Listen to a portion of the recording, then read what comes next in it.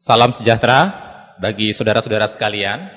Marilah kita menyiapkan hati diri kita di rumah masing-masing, di tempat kediaman masing-masing, kita rindu beribadah kepada Tuhan. Saudara-saudara, mari kita bersama-sama bersaat teduh.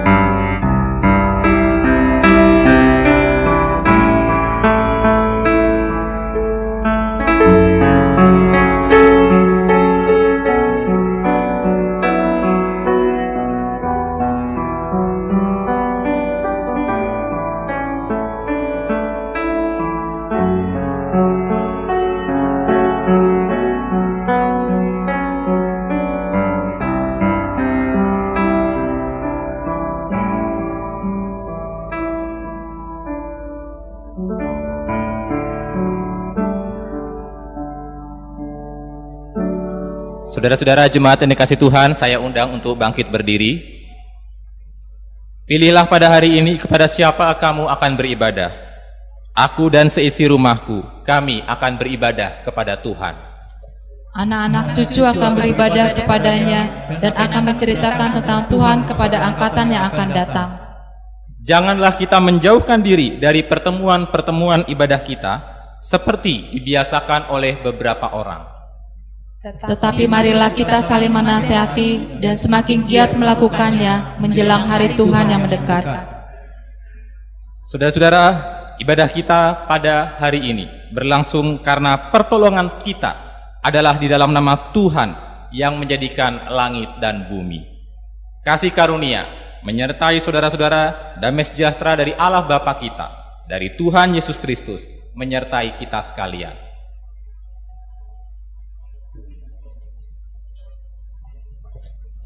Jemaat masih tetap berdiri, kita akan memujikan pujian yang mengangkat penghormatan kita bagi Allah Bapa kita.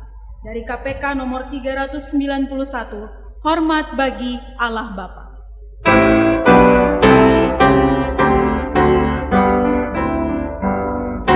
Hormat bagi Allah Bapa, hormat bagi anaknya. Hormat bagi Roh penghibur ketiganya yang esa.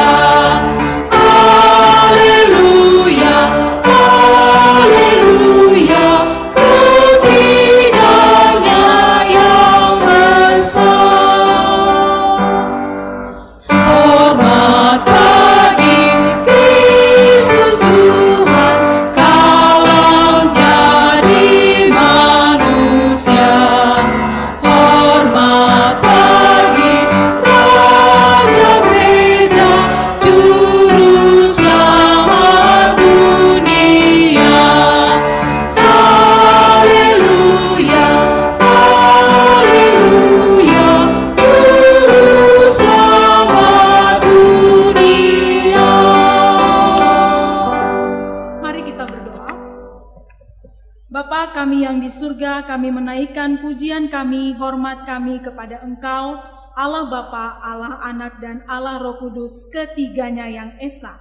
Terima kasih Tuhan, kami bersyukur karena pada hari ini kami boleh kembali berkumpul dan beribadah kepada Engkau.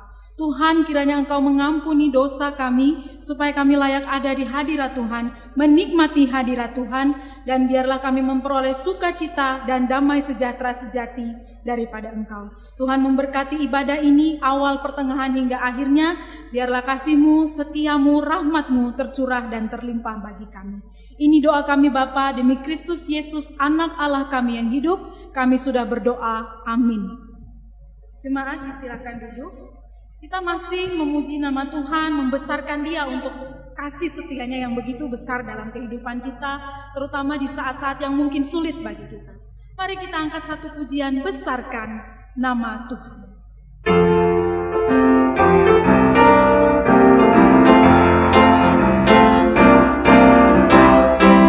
Besarkan nama Tuhan, pujilah Dia, kemurahannya besar, tiada terkira.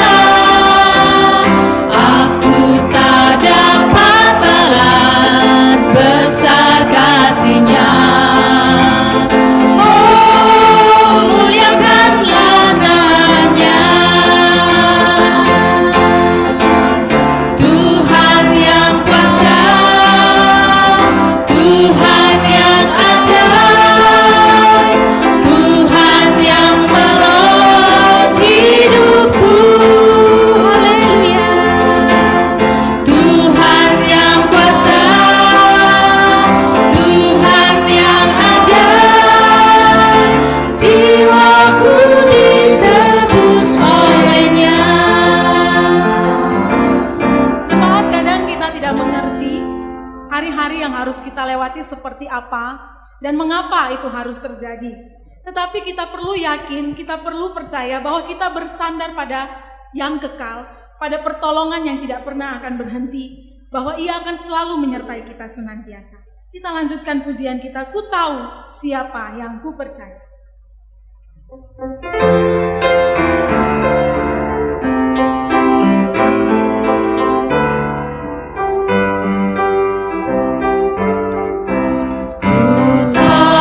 Mengerti anugerah Tuhan yang diperbuatnya bagiku, tak layak ku terima kasih Kristus, tebusku jadi milik-Nya.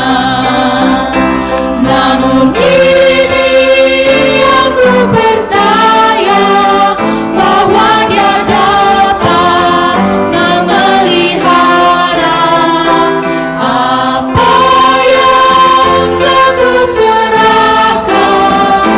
Waktu aku percaya,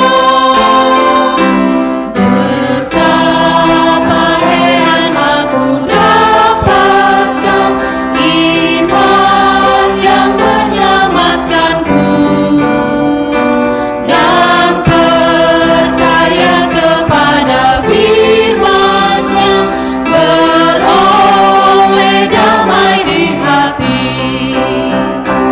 Namun ini yang ku percaya, bahwa Dia dapat memelihara apa yang telah ku serahkan. Waktu aku percaya. Ya, kita dapat percaya kepada Dia, sandaran kita, lengan kekal kita yang teguh. Pujian jemaat, ku bersandar pada yang kekal.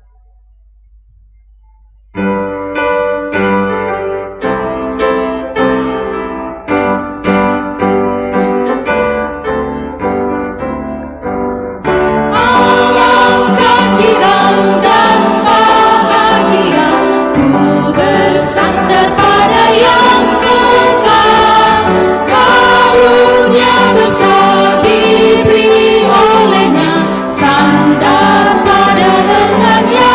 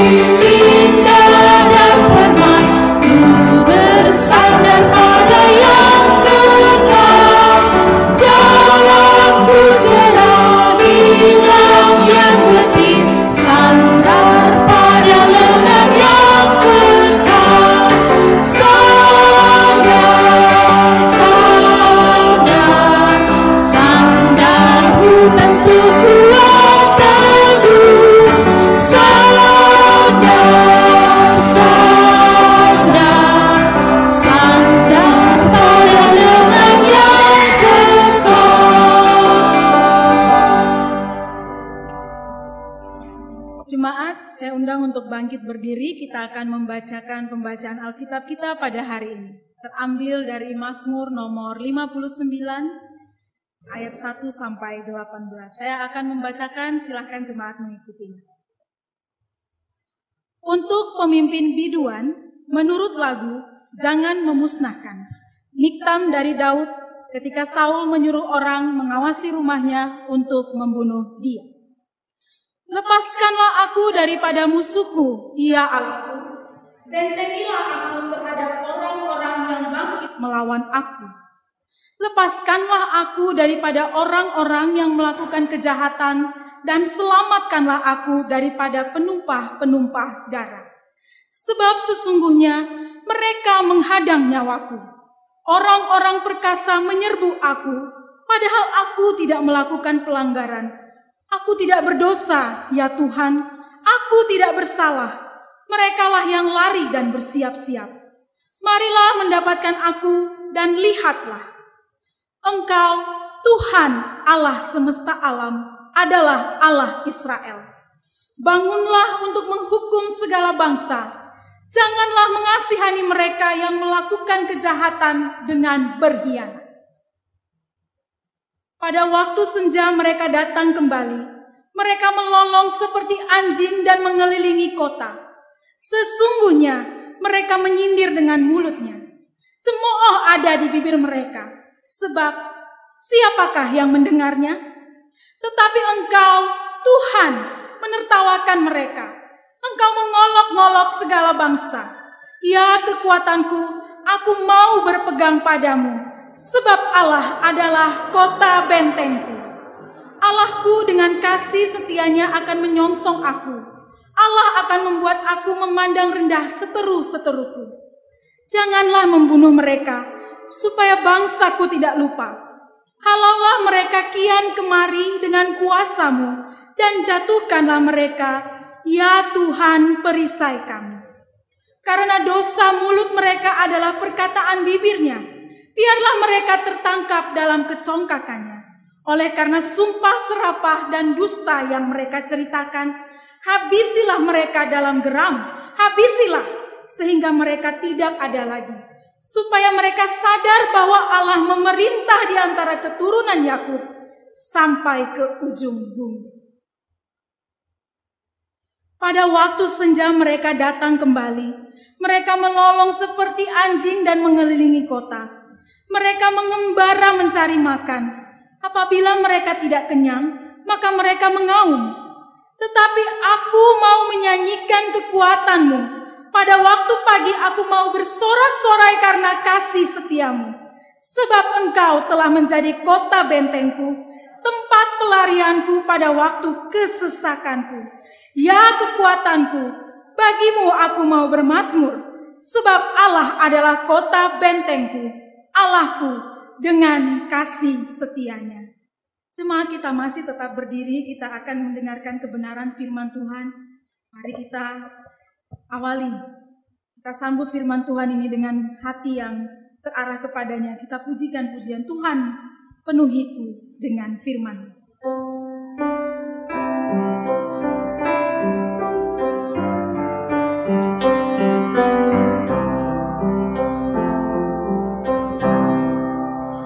Tuhan penuhiku dengan firman-Mu. Tuhan penuhiku dengan firman-Mu. Hidupku bagai bejana ku bawa ke sungai-Mu. Tuhan penuhiku dengan firman-Mu.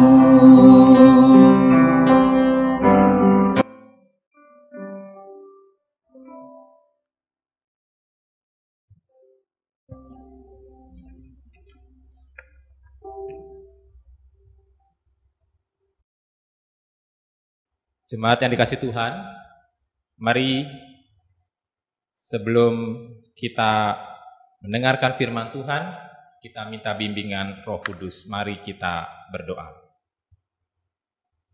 Ya Allah Roh Kudus, tolong kami supaya kami dapat dimengertikan akan firman Tuhan. Berikan kami pengertian, pemahaman, dan kemampuan untuk melakukan firman Tuhan. Biarlah nama Tuhan dipermuliakan lewat pemberitaan firman pada hari ini. Hanya demi nama Tuhan Yesus kami berdoa dan mengucapkan syukur. Haleluya. Amin. Saudara-saudara dipersilahkan duduk.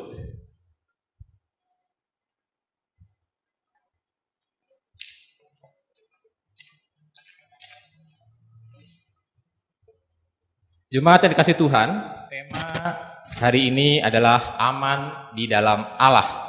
Saya diberikan nats Mazmur 59 untuk kita bersama-sama renungkan pada hari ini. Saudara-saudara, di masa-masa pandemi COVID-19 ini, salah satu bentuk pelayanan yang paling dibutuhkan adalah pelayanan konseling. Nah, Bapak Ibu, saudara-saudara, bagaimana tidak? Banyak orang kehilangan pekerjaan, banyak orang kehilangan mata pencaharian, banyak orang kesulitan untuk memenuhi kebutuhannya sehari-hari, dan kehilangan status bahkan jabatan.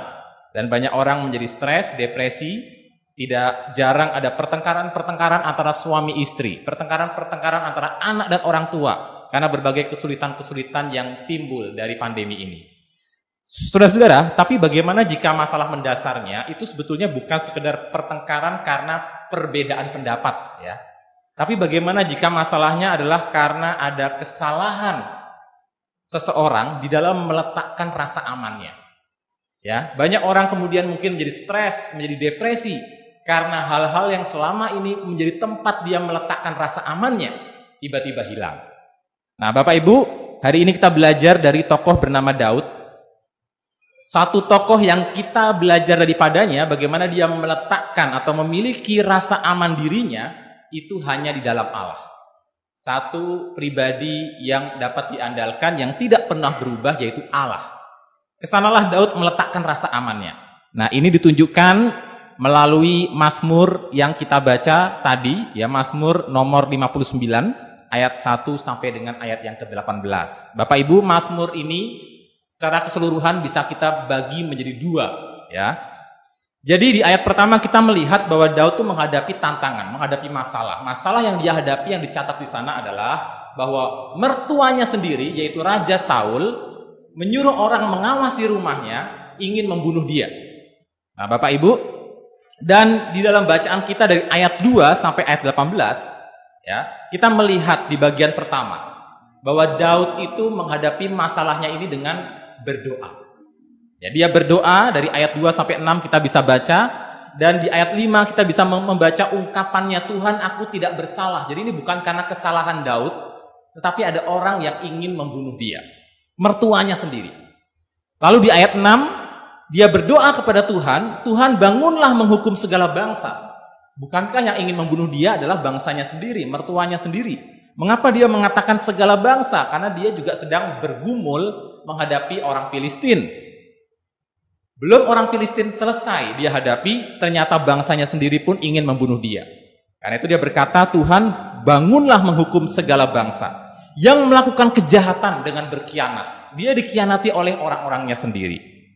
Bapak Ibu Saudara, setelah dia berdoa di ayat 2 sampai 6, di ayat 7 dan 8, dia mengungkapkan dan memberikan gambaran seperti apa orang-orang yang hendak membunuh dia. Dia menggambarkan mereka seperti anjing yang mulutnya mencemooh. Dan kemudian doa Daud berujung kepada pengakuan iman di ayat 9 sampai 11. Bapak Ibu, dan di dalam pengakuan imannya, Daud berkata, Allah kota benteng. Allah kota benteng. Saudara, menarik sekali di ayat 11, Daud mengatakan pengakuan imannya, Allahku dengan kasih setianya akan menyongsong aku. Bapak Ibu, Allah bukan sekedar melambai-lambai dari atas tembok kota, Allah bukan sekedar mengundang-undang dari balik pintu gerbang kota, tapi dikatakan Allah menyongsong aku.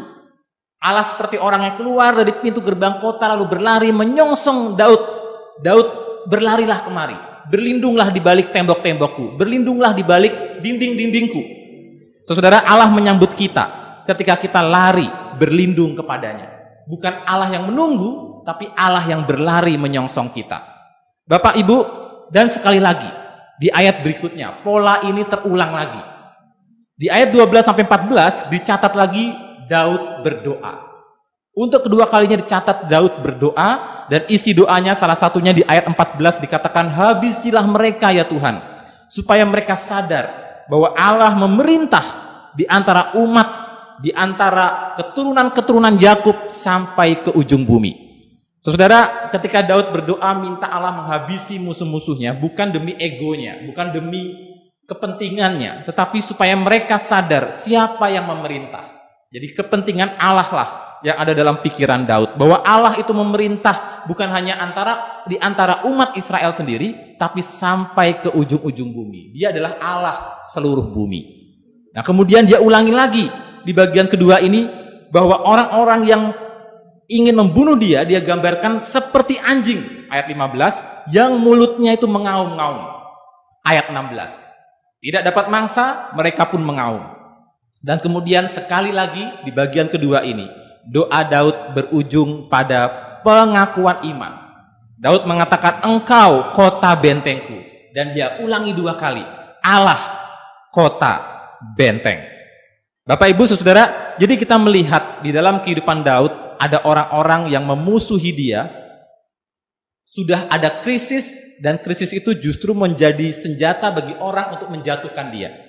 Kalau zaman sekarang mungkin tidak menggunakan mulut ya, tapi menggunakan status WA, status Facebook, menggunakan status Instagram, feed Instagram. Orang kemudian berusaha menjatuhkan kita, menjatuhkan lembaga tempat kita melayani, menjatuhkan gereja tempat kita berjemaat, merusak nama buruk kita, dan seterusnya dan seterusnya. Nah Bapak Ibu, tetapi disinilah Daud menaruh rasa aman dirinya di dalam Allah. Nah sebagai kontrasnya hari ini Bapak Ibu ya, Daud dikontraskan dengan Saul. Di ayat 1 kita tahu, dikatakan di ayat 1 bahwa ketika Saul menyuruh orang mengawasi rumahnya untuk membunuh dia. Jadi Bapak Ibu, saat itu Saul memerintah orang untuk membunuh Daud. Ini merujuk kepada kisah dalam 1 Samuel 19 ayat 11 sampai 17. Di mana waktu itu Saul menyuruh orang untuk mengintai rumah Daud, dan Daud itu tinggal bersama istrinya. Istrinya adalah Michal, itu sebetulnya anaknya Saul sendiri. Jadi Daud adalah menantunya sendiri. Dan Saul menyuruh orang untuk mengintai rumah Daud untuk membunuh Daud. Bapak Ibu, kira-kira mengapa ya Saul harus melakukan seperti ini sampai ingin membunuh menantunya sendiri? Apa salahnya Daud? Nah Bapak Ibu Saudara, kalau kita mencoba menarik mundur kisahnya dari 1 Samuel 18 dan ke belakangnya begitu ya, kita mendapati bahwa sosok Daud ini adalah sosok yang tiba-tiba muncul ya, seperti sebuah bintang yang tiba-tiba bersinar. Ketika Israel sedang menghadapi ancaman Filistin, dan kemudian Daud itu muncul sebagai anak muda yang berhasil mengalahkan Goliat, ya raksasa yang besar badannya itu. Nah Bapak Ibu Saudara, harusnya kalau dari segi fisik, Saul lah orangnya yang paling cocok untuk menghadapi Goliat. Karena Alkitab mencatat Saul tinggi badannya melebihi semua orang Israel. Apalagi dia raja. Dan menurut penelitian terbaru, ada ahli yang mengatakan sebetulnya Goliat itu tingginya tidak terlalu jauh dari Saul. Jadi sebetulnya Saul itu yang paling tepat untuk menghadapi Goliat. Tetapi kemudian muncul bintang baru, yang namanya Daud, masih muda. Nah kemudian dia berhasil mengalahkan Goliat untuk membela kehormatan Tuhan. Dan kemudian orang memuji-muji Daud dan mengatakan bahwa Saul itu membunuh beribu-ribu orang, tapi Daud membunuh berlaksa-laksa orang. Dan Alkitab mencatat timbullah rasa dengki di hati Saul. Jadi rasa dengki ini yang membuat Saul kemudian ingin membunuh Daud. Sampai 2 kali dia ingin menombak Daud. Dan terakhir ini dia juga ingin membuat Daud itu mati di atas ranjangnya sendiri. Bapak Ibu, kenapa kira-kira ya Saul itu begitu ingin membunuh Daud? Mengapa dia tiba-tiba dengki? Saudara, saya mempelajari, nampaknya Saul ini meletakkan rasa aman dirinya, arti dirinya, makna dirinya, nilai dirinya pada sesuatu yang bukan Allah. Sesuatu yang salah, saudara. Saudara, dia meletakkan dirinya pada jabatannya. Bagi dia yang membuat dia berarti, bernilai, berharga, itu jabatannya. Jadi ketika jabatannya diambil dari dirinya, dia kolaps, saudara-saudara ya. Dia hancur, dia merasa dirinya nggak berharga, dan dia harus membunuh, membinasakan sumber yang membuat dia tidak berharga. Nah Bapak Ibu, kalau kita lihat kisah-kisah sebelumnya, kita juga melihat bagaimana sosok Saul ini meletakkan rasa amannya di dalam tangan manusia. Dia sangat ingin dihormati orang. Satu kali dia membantah perintah Tuhan yang disampaikan melalui Samuel, dan kemudian Samuel marah, Samuel kecewa, dan Samuel mewakili Tuhan menolak Saul menjadi raja Israel. Nah Bapak Ibu Saudara, Saul bukannya bertobat, ya, dia mengaku salah, tapi kemudian dia melanjutkan dengan kalimat, Samuel, setidaknya tunjukkan rasa hormatmu kepadaku di depan rakyat. Jadi Bapak Ibu, dia ingin rakyat tetap menghormati dia. Karena rasa amannya, rasa berharganya, nilai dirinya, martabatnya, dia letakkan pada pendapat orang, pada pendapat rakyat. Nah Bapak Ibu, di dalam bagian Alkitab yang sama dikatakan bahwa Saul itu melanggar perintah Tuhan karena dia takut rakyat meninggalkan dia. Nah Bapak Ibu, sebetulnya Saul ini mencerminkan banyak di antara kita ya, yang meletakkan rasa aman kita, rasa berharga kita, martabat kita, kehormatan kita itu pada uang, jabatan, mata pencaharian, kedudukan, istri yang cantik, suami yang ganteng, yang kaya. Ketika semuanya itu diambil Tuhan karena krisis atau pandemi, kita kolaps. Ya. Karena kita salah meletakkan rasa aman kita. Nah Bapak Ibu, tapi teladan kita dalam hal ini bukan pada Daud, atau bukan pada Samuel, atau pada tokoh-tokoh yang lain. Teladan kita yang utama adalah pada Tuhan Yesus. Bapak Ibu, bagaimana Tuhan Yesus berhadapan dengan orang-orang yang mengancam dirinya? Apa yang Kristus lakukan di atas kayu salib itu yang menjadi pelajaran buat kita Bapak Ibu. Di dalam Mazmur 22 ayat 17 adalah Mazmur yang ditulis untuk menggambarkan penderitaan Yesus. Dikatakan, sebab anjing-anjing mengerumuni aku, gerombolan penjahat mengepung aku, mereka menusuk tangan dan kakiku. Bapak Ibu, ini adalah sebuah nubuatan tentang penyalipan Yesus. Dikatakan anjing-anjing, teman-teman sebangsanya, mengerumuni aku. Gambaran yang sama yang diberikan oleh Daud kepada teman-teman sebangsanya yang ingin membunuh dia. Anjing-anjing ingin membunuh aku, mengepung aku, mengerumuni aku. Bapak Ibu, dalam Yesaya 53 ayat 7, di tengah-tengah situasi seperti itu, apa yang Yesus lakukan? Dikatakan dalam Yesaya 53 ayat 7, dia dianiaya, tetapi dia membiarkan diri ditindas dan tidak membuka mulutnya, seperti anak domba yang dibawa ke pembantaian, seperti induk domba yang keluh di depan orang-orang yang menggunting bulunya. Diulangi sekali lagi, ia tidak membuka mulutnya. Bapak Ibu, disinilah Yesus memberikan kepada kita teladan yang tertinggi. Menghadapi orang-orang yang memusuhi, yang membenci, dia mengatakan, firman Tuhan mengatakan Yesus tidak membuka mulutnya. Dan dengan melakukan semua itu, apa yang terjadi Bapak Ibu? Lewat kematiannya di atas kayu salib, di dalam diam, ia hanya mengucapkan kalimat-kalimat agung yang harus ia ucapkan, 7 perkataan salib, dan hanya itu saja. Ia memuliakan Bapanya di surga, ia menggenapi rencana Bapanya di surga, dan menebus dosa saudara dan saya sebagai tanda kasihnya kepada kita. Hari ini ketika kita datang kepadanya, Allah menerima kita bukan hanya dengan tangan terbuka, dia menyongsong kita orang berdosa. Bapak Ibu saudara-saudara di sini yang menyaksikan tayangan ini dari rumah masing-masing atau dari tempat Anda masing-masing. Ketika Anda bergumul karena pandemi ini, Anda berhadapan bahkan mungkin dengan orang-orang yang karena krisis ini, Anda kehilangan pekerjaan, Anda kehilangan segala macam andalan Anda selama ini, dan kemudian orang mendapat kesempatan, lihat, dia sudah bangkrut, lihat, dia sudah mengalami kesulitan, lihat, dia tidak seperti dulu lagi, dia tidak punya jabatan lagi, mari kita hancurkan dia. Mungkin ada orang-orang yang bergumul dengan hal-hal seperti itu hari ini. Maka firman Tuhan hari ini mengajak kita mengingat Yesus sudah mati di atas kayu salib, tanda kasihnya kepada kita, mengundang kita untuk berlari, karena dia adalah Allah yang menyongsong kita. Bapak Ibu saudara, apa yang harus kita lakukan? Ada 3 S yang saya mau ajak untuk kita bersama-sama renungkan. S yang pertama itu self-control, ya, penguasaan diri, pengendalian diri. Nah Bapak Ibu, dalam Amsal 25 ayat 28 dikatakan orang yang tak dapat mengendalikan dirinya adalah seperti kota yang roboh temboknya, seperti kota yang tidak berbenteng. Ya, hari ini kita belajar tentang Allah kota benteng, tapi kita juga diminta untuk mengingat tanggung jawab kita sebagai manusia untuk belajar mengendalikan diri. Itu langkah pertama. Untuk kita bisa belajar mengandalkan Tuhan, mengendalikan diri, menguasai diri. Karena orang yang tidak mengendalikan diri seperti kota yang roboh temboknya, roboh bentengnya. Bapak Ibu, Nehemia 1 ayat 3 mencatat kisah Nehemia di pembuangan di kerajaan Persia. Dia melayani Raja Artasasta. Kemudian ada teman-teman sebangsanya datang dari Yerusalem membawa kabar yang membuat dia sedih sekali. Mengapa? Karena teman-temannya itu mengatakan orang-orang yang tertinggal di Yerusalem, yang tidak diangkut ke pembuangan, yang tidak ikut ditawan ke pembuangan, sekarang ini berada dalam kesukaran besar dan dalam keadaan tercela karena tembok-tembok Yerusalem runtuh.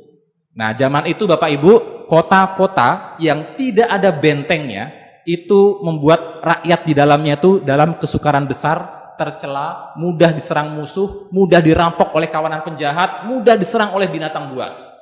Karena itu kota yang berbenteng itu sangat penting untuk kelangsungan hidup pada orang-orang zaman dahulu. Bapak Ibu, dan orang yang tidak mengendalikan diri seperti kota yang roboh temboknya. Musuh-musuh dari luar dengan mudah mengambil keuntungan dari kita.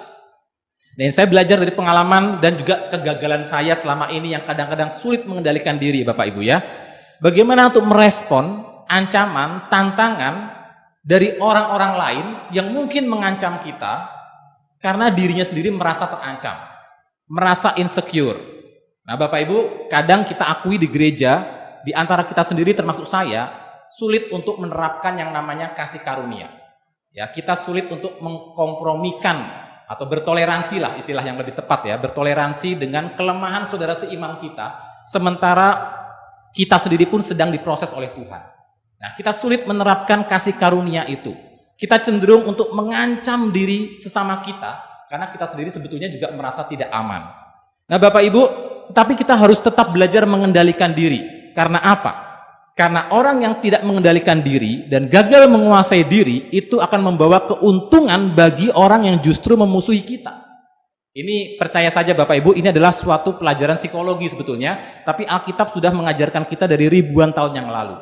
Ketika Anda sedang dalam sebuah perkara atau permasalahan, dan Anda gagal menguasai diri, itu akan jadi senjata bagi orang lain untuk menyerang Anda. Ketika Anda gagal menguasai diri, Anda yang harusnya tidak bersalah dalam masalah itu, akan jadi tampak bersalah. Ya. Ketika Anda gagal menguasai diri, ya, musuhlah yang diuntungkan, oranglah yang mendapat kesempatan untuk mencela. Tuh kan benar, ya, tuh kan benar, terbuktikan dia yang salah. Itu hanya gara-gara kita gagal menguasai diri. Nah Bapak Ibu, para atlet sangat mengerti rahasia ini. Atlet olahraga dalam pertandingan perlombaan, salah satu cara untuk menghancurkan pihak lawan, rusak konsentrasinya, bikin dia tidak menguasai diri. Ya, provokasi sehingga dia muncul emosinya. Ketika dia emosi, dia nggak konsen lagi, dia tidak lagi bisa disiplin dengan apa yang diajarkan pelatihnya, dan dia akan gegabah melakukan gerakan-gerakan. Sehingga mau itu pertandingan bola, pertandingan basket, bela diri, tinju, salah satu strategi lawan adalah rusak konsentrasi, ya, buat orang itu tidak mengendalikan diri, rusak disiplinnya, munculkan emosinya, provokasi dia, dan saat itulah musuh yang akan mendapatkan keuntungan. Nah, dalam hidup kita berlaku hal yang sama Bapak Ibu. Kendalikan diri, kuasai diri, agar kita jangan seperti kota yang roboh temboknya. Nah yang kedua, S kedua, seek God through prayer. Cari Allah, kejar Allah melalui doa. Seperti Daud 2 kali dicatat berdoa kepada Tuhan. Dan doanya ini saudara berujung pada pengakuan iman. Di bagian pertama doanya berujung pada pengakuan iman. Allah kota benteng. Di bagian kedua doanya berujung kepada pengakuan iman. Allah kota benteng. Nah Bapak Ibu saudara, mengapa kita perlu berdoa? Ya, saudara, 1 Petrus 4 ayat 7 dikatakan kesudahan segala sesuatu sudah dekat. Karena itu kuasailah dirimu dan jadilah tenang supaya kamu dapat berdoa. Ya, Roma 8 ayat 38 sampai 39. Sebab aku yakin bahwa baik maut maupun hidup, baik malaikat-malaikat maupun pemerintah-pemerintah, baik yang ada sekarang maupun yang akan datang, atau kuasa-kuasa, baik yang di atas maupun yang di bawah, ataupun sesuatu makhluk lain, tidak akan dapat memisahkan kita dari kasih Allah yang ada dalam Kristus Yesus, Tuhan kita. Karena itu, datanglah kepada Tuhan melalui doa ketika Anda menghadapi pergumulan seperti Daud. Dan yang ketiga, yang terakhir, standing firm in God, our fortress city. Berdirilah teguh di dalam Allah, kota benteng kita. Bapak, Ibu, Saudara, 2 Timotius 4 ayat 5 mengatakan, tetapi kuasailah dirimu dalam segala hal, sabarlah menderita, lakukanlah pekerjaan pemberitaan Injil, dan tunaikan tugas pelayananmu. Dan dalam Mazmur yang kita baca tadi, di 2 ayat terakhir, ayat 17 sampai 18, jangan lupa bersyukur, memuji Allah. Karena itu Bapak Ibu, inilah pelajaran yang bisa kita pelajari hari ini. Kendalikan diri, kuasai diri. Cari Allah dalam doa, dalam pergumulan Anda. Dan berdiri teguh, tetap melayani dalam hening, melayani dalam diam, tetap melakukan tugas pelayananmu. Dan jangan pernah lupa bersyukur memuji Allah, karena pertolongan-pertolongan yang Dia berikan kepada kita. Bapak Ibu, apa ancaman, tantangan yang Anda hadapi hari ini? Pertanyaan yang utama adalah sebetulnya, poin bagi kita hari ini, di mana saudara meletakkan rasa aman saudara? Di mana Anda meletakkan rasa aman Anda? Jabatan, uang, harta, hal-hal yang sementara, bagaimana jika itu diambil oleh Tuhan? Apakah Anda siap? Dan disinilah krisis menguji kita. Ketika krisis kita mengetahui di mana sebetulnya kita meletakkan rasa aman kita. Kalau Allah kita tahu mengasihi kita, dan kita sadar Dia mencintai kita letakkan rasa aman kita pada penerimaan Allah atas diri kita, apapun kondisinya. Allah memberikan kepada kita kekuatan untuk tetap tenang dan sanggup berdoa dan terus melayani Tuhan apapun kondisinya. Apapun kata orang, bagaimanapun ada orang-orang yang digambarkan seperti anjing-anjing mencemooh kita akan tetap melayani Tuhan dan bersyukur kepada Allah. Di mana saudara meletakkan rasa aman saudara-saudara? Ingat, Allah kota benteng kita. Amin. Saudara, mari kita bersama-sama menaikkan pujian yang tadi sudah kita nyanyikan. Bait ketiganya menjadi sebuah ikrar bagi kita.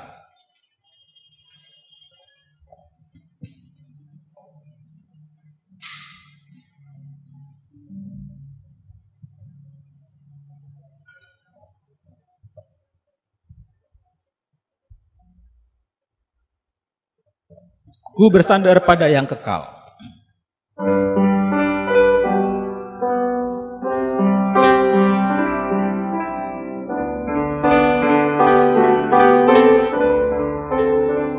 Sama-sama. Hilanglah cemas, hilang takutku, ku bersandar pada yang kekal. Hatiku aman, Tuhan panduku, sandar pada lengan yang kekal. Sandar-sandar.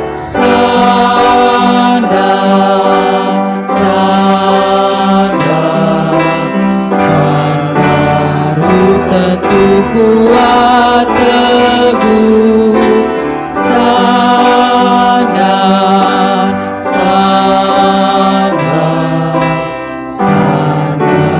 pada lengan yang kekal. Kita naikkan refnya dengan lebih lambat lagi.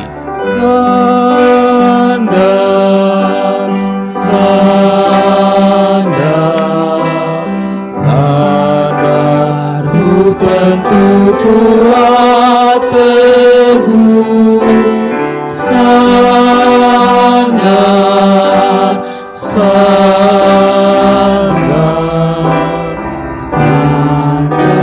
pada lengan yang kekal.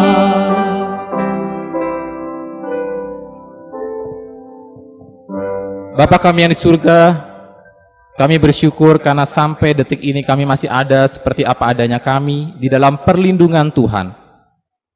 Bapa kami yang di surga, Engkau Allah yang baik, yang mengizinkan kami melewati masa-masa krisis ini di dalam pertolongan demi pertolongan Tuhan.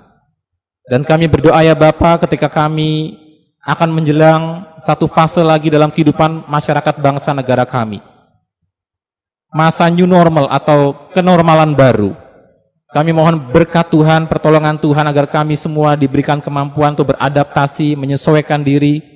Kami yang bekerja di bidang masing-masing, agar kami juga bisa diberi hikmat bagaimana untuk kami bisa beradaptasi dengan situasi ini. Apalagi bagi kami yang bertanggung jawab untuk banyak orang, kami juga bisa dipakai Tuhan menjadi berkat bagi banyak orang, memikirkan langkah-langkah yang baik yang perlu agar kehidupan kami bisa berjalan kembali dengan normal di dalam suatu situasi yang baru. Kami berdoa Bapa hikmat Tuhan bagi pimpinan daerah khususnya dalam mengelola persoalan pandemi COVID-19 ini. Tuhan menolong. Tuhan tolong agar mereka diberikan bijaksana, menentukan waktu yang tepat untuk aktifnya aktivitas-aktivitas kantor, ekonomi dan segala macamnya. Tuhan berikan pada mereka pengertian, ketelitian dan hikmat. Kami juga berdoa untuk kesehatan, keselamatan seluruh petugas kesehatan yang bekerja untuk menangani COVID-19 ini, korban-korban yang sudah jatuh. Tuhan tolong supaya mereka juga diberikan kesehatan. Para tenaga medis ini diberikan kekuatan dan perlindungan dari Tuhan. Bersama keluarga mereka juga Tuhan jagai, agar relasi dengan keluarga yang mereka tinggalkan di rumah masing-masing agar tetap terpelihara baik. Tuhan berkati pasien-pasien yang menjadi ODP, PDP, yang terdiagnosis COVID-19.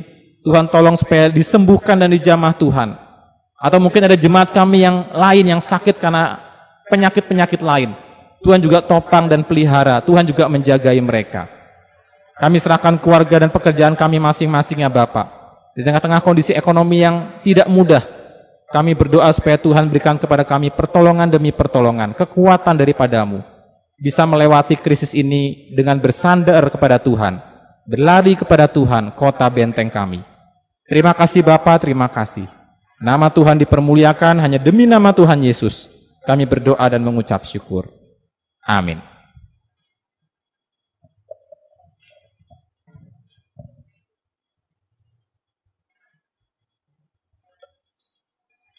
Jemaat sekalian, saya undang kita semua untuk bangkit berdiri.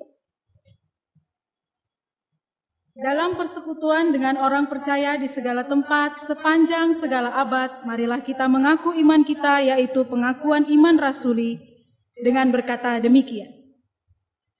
Aku percaya kepada Allah, Bapa yang Maha Kuasa, Khalik langit dan bumi, dan kepada Yesus Kristus, Anaknya yang tunggal Tuhan kita, yang dikandung dari Roh Kudus, lahir dari anak darah Maria, yang menderita sengsara di bawah pemerintahan Pontius Pilatus, disalibkan, mati dan dikuburkan, turun dalam kerajaan maut.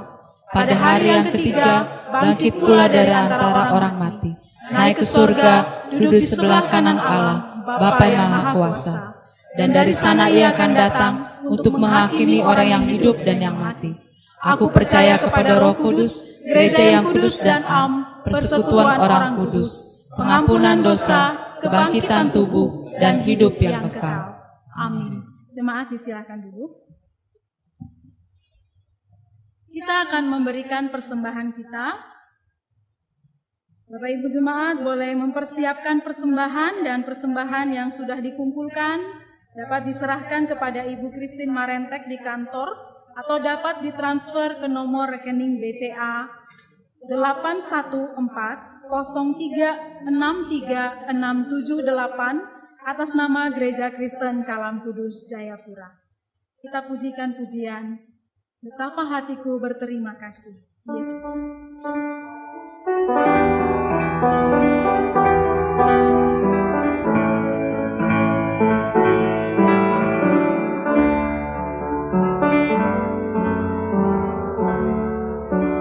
Betapa hatiku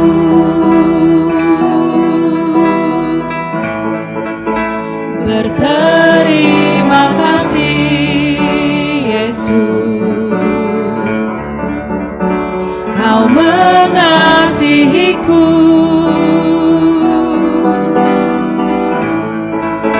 Kau memilikiku.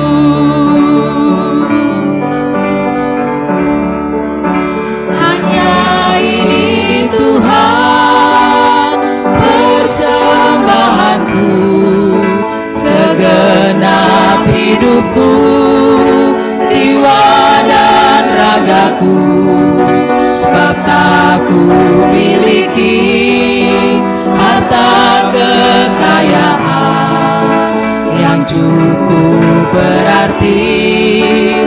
ku persembahkan, hanya ini Tuhan permohonanku.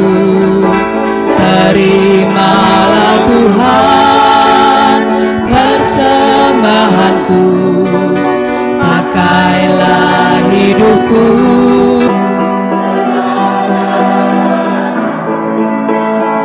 Umur hidupku. Mari kita berdoa menyerahkan persembahan kita. Seperti pujian kami ya Tuhan, inilah persembahan kami yang kami berikan kepadamu. Tuhan, Engkau memakai persembahan ini, Tuhan Engkau memberkatinya, supaya persembahan ini dapat dipakai untuk menopang pekerjaan Tuhan, dimanapun tempat yang sudah Tuhan tetapkan. Tuhan memberkati setiap hati dan setiap tangan yang bekerja mengelola persembahan ini. Seperti pujian ini juga ya Tuhan, kami belajar. Dan Tuhan mengajar kami untuk senantiasa mempersembahkan kehidupan kami sebagai persembahan yang hidup, yang kudus, dan yang berkenan di hadapan Tuhan. Ini doa kami ya Bapa, terimalah persembahan kami demi Kristus Yesus, Anak Allah yang hidup. Kami sudah berdoa dan mengucap syukur kepada Bapa di surga. Amin. Jemaat, saya jemput kembali untuk bangkit berdiri, kita pujikan pujian doksologi.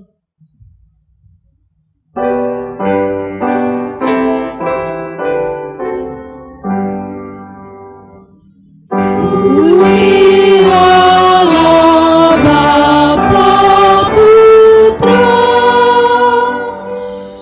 puji Allah Roh Kudus, ketiganya yang esa.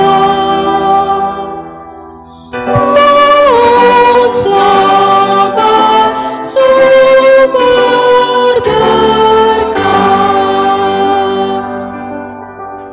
Amin.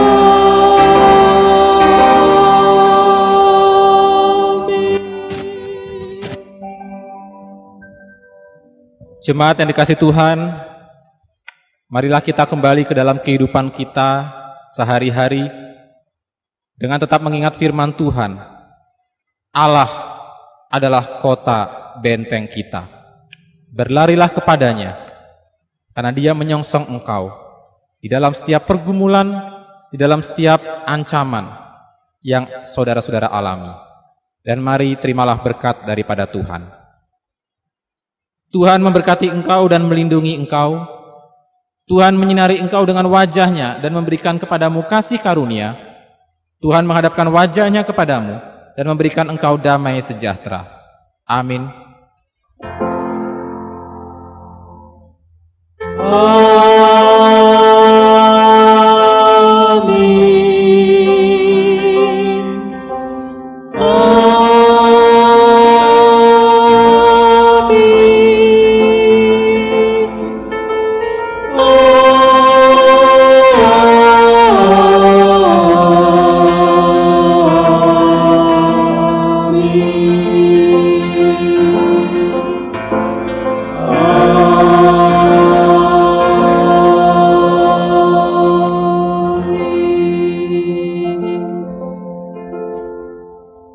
Demikian ibadah kita pada hari ini. Tuhan Yesus memberkati saudara-saudara sekalian.